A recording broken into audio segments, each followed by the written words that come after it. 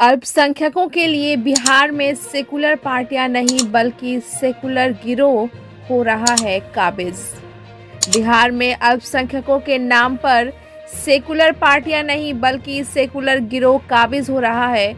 अल्पसंख्यक कोटा से कोई एमएलसी तो कोई एमएलए तो कोई एमपी तो कोई मंत्री के अतिरिक्त अन्य पदों पर काबिज हो जाते हैं, लेकिन अल्पसंख्यकों की तरक्की के लिए उनकी सोच नहीं के बराबर रहती है। अल्पसंख्यकों की तरक्की और उनके फलाह के लिए ये सभी पदधारी केवल अपने और अपने परिवारों के लिए सोचते हैं। कौम और अल्पसंख्यक के लोग कल जहां थे आज भी वहीं नजर आ रहे हैं। यह बात स्वर्ण दलित मुस्लिम मोर्चा बिहार के संयोजक इश्तियाक अहमद रास्ती ने एक मुलाकात में कहा।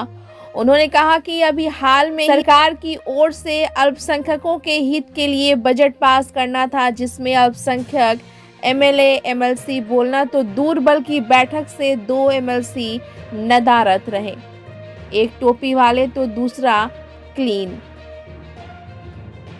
उन्होंने कहा कि किसी भी कौम की तरक्की और उसके विकास के लिए वार्षिक बजट पर रोशनी डालना निहायत जरूरी होता है, मगर अफसोस राजद से जुड़े 2 पदधारी उस बैठक में नहीं जाकर यह साबित कर दिया कि हम लोगों को अल्पसंख्यकों के हित के लिए कोई आवाज नहीं उठानी है। ब्यूरो रिपोर्ट, बिहार दर्शन।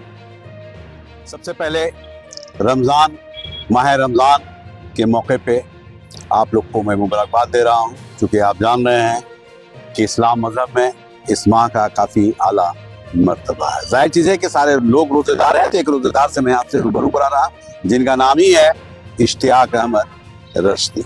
जाहिर चीज़ है कि ये सियासतदान भी हैं, ये समाज सेवी भी हैं, ये एक हमदर्द इंसान भी है। तो इनसे मैं रूबरू करा रहा हूँ, चूँकि इनसे मेरी बात होगी इस्लाम में मुसलमानों पे बात होगी। आप जान रहे हैं कि अभी बजट पास हुआ है, बजट पे भी बात होगी, साथ ही साथ कुछ सियासी बात भी होगी। क्योंकि आप जान रहे हैं कि इश्तियाक अहमद रास्ती एक ऐसा नाम है जहां इनकी हर लोग इज्जत भी करते हैं और इनकी अलग पहचान भी है। इश्तियाक साहब, सबसे पहले अस्सलाम वालेकुम। बहुत बहुत मुबारक हो। सबसे पहले तो आप दर्शन के सभी श्रोता को भी, और आपसे मुलाकात माशाल्लाह रमजान के महीने बहुत मुबारक माह है, इस मौके पे बहुत बहुत मुबारक। बहुत बहुत मुबारक। देखिए इश्तियाक साहब, मुबारकबाद दे रहे हैं, सभी लोगों को मुबारकबाद दे रहे हैं, इस नाचीज को मुबारकबाद दे रहे हैं।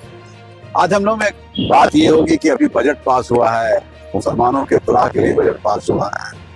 आपने आवाज उठाया है, मैंने देखा था, पढ़ा था, सुना था, हलचल बन गया था। देखिए ऐसा है, अल्पसंख्यक में मुसलमान भी है, बौद्धिस्ट भी है, जैनी भी है, ईसाई भी है, पारसी भी है, सब है। तो इसका एक बजट बनता है, केंद्रीय बजट भी होता है और राज्य का भी होता है, तो हर साल होता है। लेकिन इस बजट में जो आज अल्पसंख्यक के ऊपर अत्याचार हो रहा है, मॉब लिंचिंग हो रहा है, जहां तहां फंसा दिया जा रहा है, कितनी माँ बहनों के साथ बलात्कार हो रहा है, बिल्कुल छोटे छोटे बच्चों को काट दिया जा रहा है बलात्कार करने के बाद, और इतना गंभीर मुद्दा विधानसभा विधान परिषद में चल रहा, और ये कथाकथित सेकुलर गिरोह, मैं तो पार्टी नहीं बोलता हूँ, अब गिरोह बोलता हूँ, कांग्रेस राजद जितने भी लोग थे, आप तो सोच पड़ जाइएगा। राजद के 2 तो विधायक जो थे विधान परिषद में पहुंचे ही नहीं इस मुद्दे पे बहस पे, मतलब उन लोगों ने अहमियत ही नहीं यही तो गई नहीं, दो नहीं गए, एक टोपी वाले, एक क्लीन से। तो मुसलमान के नाम पे ये चले गए विधान परिषद। तो लालू जी और तेजस्वी जी को ऐसे ही आदमी चाहिए।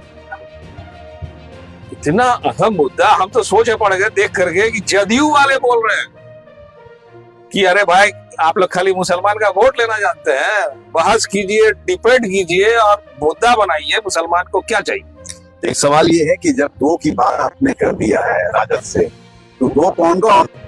अब वो सब छोड़िए, वो सब बेकार वाली बात है। नहीं, जब 2 आ गया है तो लोग समझ ही गए हैं। 2 आ गया, वो आने दीजिए, अल्लाह उसका हिसाब किताब लेगा। आपको बनाया गया अपने कौम के भलाई के लिए, आप आवाम की जनता के लिए करेंगे, शोषित दलित पिछड़े समाज के लिए आप आवाज बनेंगे, तो आप बन ही नहीं रहे। अब अब्दुल बारी सिद्दीकी साहब को देख लीजिए, कितने साल से मुंह से लोला नहीं निकलता है। और थोड़ा सा किसी का मुद्दा आ जाएगा तो हम 3 तसिया का तरह चिल्लाए लगे। लेकिन मुसलमानों की बात नहीं उठाए। मुसलमान का तो मतलब ही नहीं है, जबकि मुस्लिम कोटे से जाने जाते हैं। वो मुसलमान एमएलसी भी जो बने हैं वो भी मुस्लिम कोटे से हैं। मुसलमान के नाम पे ही राजनीति करते हैं। ऐसे ऐसे नेताओं को तो मुसलमान को बाइकाट कर देना चाहिए। ये तो राजद कोटे से हुआ। नहीं, अब आइए हम राजद हो या कांग्रेस की बात कांग्रेस करें। कांग्रेस वाले भी तो नहीं आवाज उठाया। कांग्रेस भी नहीं, आप बता तो रहे जो भी सेकुलर पार्टियां हैं, सेकुलर गिरोह समझिए, गिरोह वो मुसलमान को सिर्फ डराएगा, धमकाएगा।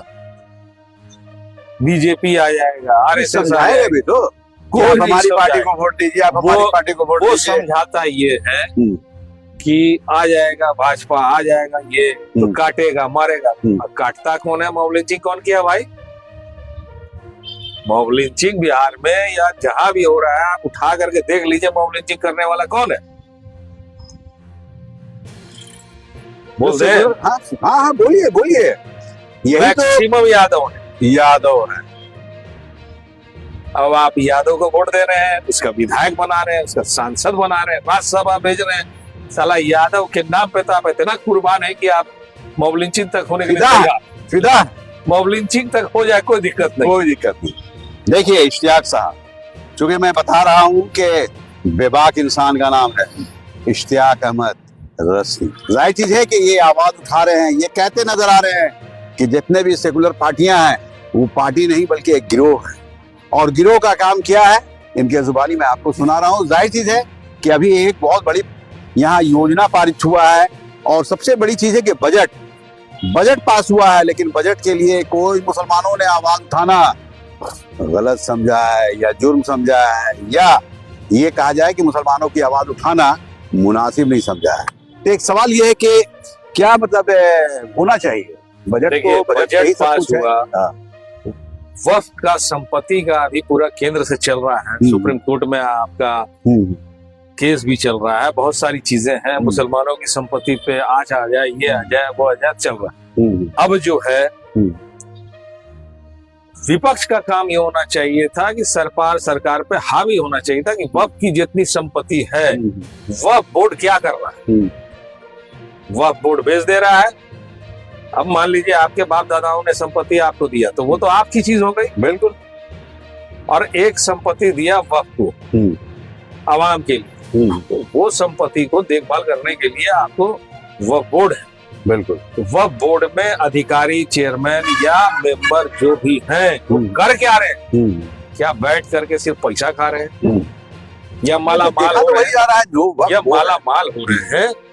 तो विपक्ष को अगर हम रहते विधानसभा या विधान परिषद तो हम चढ़ बैठते, खुदा हम चढ़ बैठते और इसमें नीतीश कुमार को झुकना पड़ता।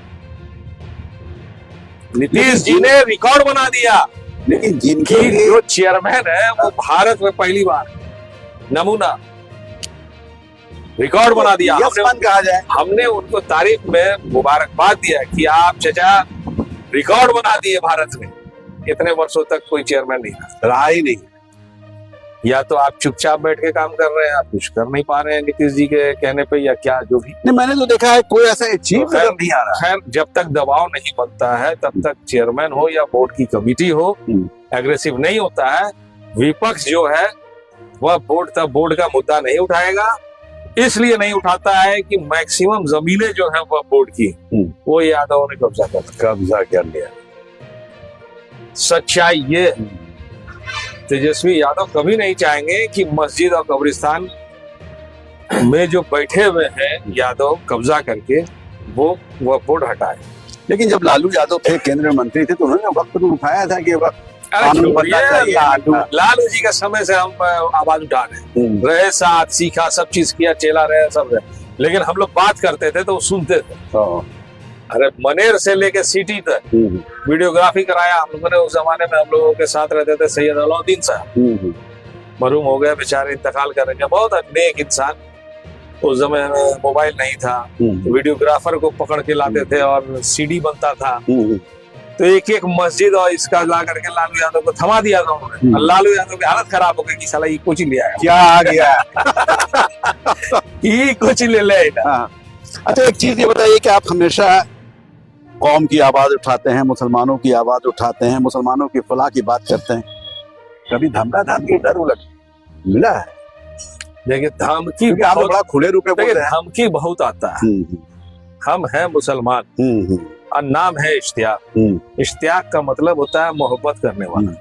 या मोहब्बत इंसान से कीजिए या मौत से कीजिए या अल्लाह से कीजिए, असर है नहीं तो उसके हम लोग डरते नहीं। उसके बाद आपका एक टाइटल भी तो है, रास्ता दिखाने वाला। रास्ता दिखा रहे हैं तो लोगों को रास्ता भी दिखा रहे हैं। ये सब नाम का असर होता है। और कोई भी माई का लाल उंगली नहीं उठा सकता है कि हमने किसी से 1 रुपया लिया हो और लंच फंड किया हो, किसी का पैरवी किया हो या पैरवी पोस्टिंग लंच फंड के लिए हमने कुछ किया हो। ये सब अल्लाह का शुक्र है, ये सब खानदानी असर है, ये सब नहीं कर पाए।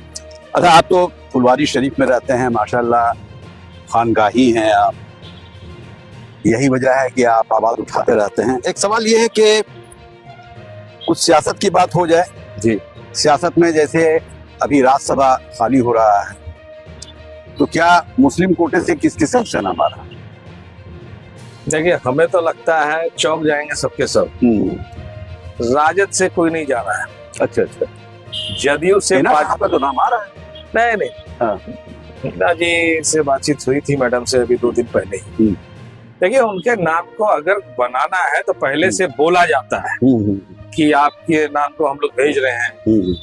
अब हमने वही कहा, वो न्यूज सुन करके ही हमने भी बात किया था इसी वजह से। उन्होंने बोला हमें कोई ऐसी जानकारी नहीं। तो जब उन्हें जानकारी नहीं है तो भेज कौन रहा है? अगर वो भेजे तब तो हम लोग भी आइए इधर उधर किसी को पैरवी उर्वी दबाव हुआ बना करके कि नहीं भाई ये मामला ऐसे ऐसे कुछ आगे बढ़े। लेकिन जब राजद भेज ही नहीं रहा तो फालतू वाला बात है। फालतू बात ऐसा भी हो सकता है कि अचानक रिजल्ट सुनने को मिले। अरे अचानक कुछ नहीं होगा।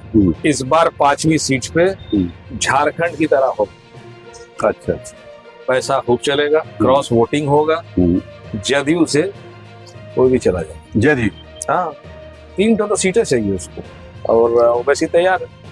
तो एक सवाल ये है कि अभी मुबारक माह है, रमजान की माह है, काफी मुतबरक ये माह होता है।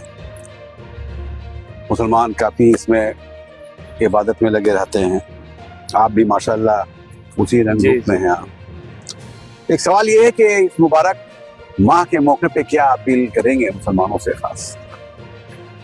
हम तो इस मुबारक महीने में अपील ये करेंगे कि इस महीने में करते रहो।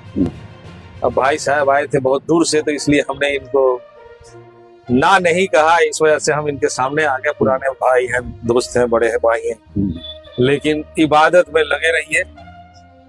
ये महीना मफरत का है, अल्लाह इसी महीने में माफ करेगा।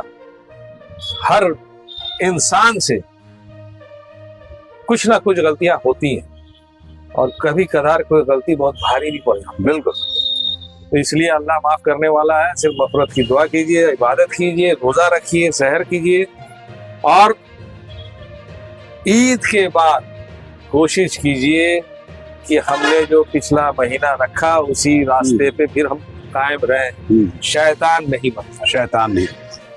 तो देखिए इश्तियाक साहब हैं और इश्तियाक अहमद रश्दी नाम है इनका। जाहिर चीज है कि ये जो कह रहे हैं मैं आपको सुना रहा हूँ, दिखा रहा हूँ, बता रहा हूँ। और सबसे बड़ी चीज ये है कि लाइव हो रहा है, पूरा देश देख रहा है। चूंकि ये आवाज उस इंसान के जुबानी आप सुन रहे हैं जिनका नाम ही है इश्तियाक अहमद रश्दी। हमेशा ये कौम की आवाज उठाते रहते हैं और जगाने का भी कार्य करते हैं, लेकिन इस माह में ये लोगों से अपील कर रहे हैं, लोगों के लिए दुआएं कर रहे हैं कि इस मुबारक माह में आप इबादत करें, जमकर करें, अल्लाह अल्लाह के रसूल को याद करें, हर मुसलमानों के लिए दुआ करें, इस देश के लिए दुआ करें और देश के लोगों के लिए, उनकी खुशहाली के लिए दुआ करने की जरूरत है। ईद के बाद आपको जगने की जरूरत है, मुसलमानों को जगाने की जरूरत है, एक होने की जरूरत है। फिलहाल इतना ही। ये वीडियो कैसा लगा आप बताने का काम करें और मैं आप तक ये पैगाम देने का काम कर रहा हूँ। कैसा ये वीडियो लगा आप जरूर कमेंट बॉक्स में बताएं। यहाँ दर्शन सब संपर्क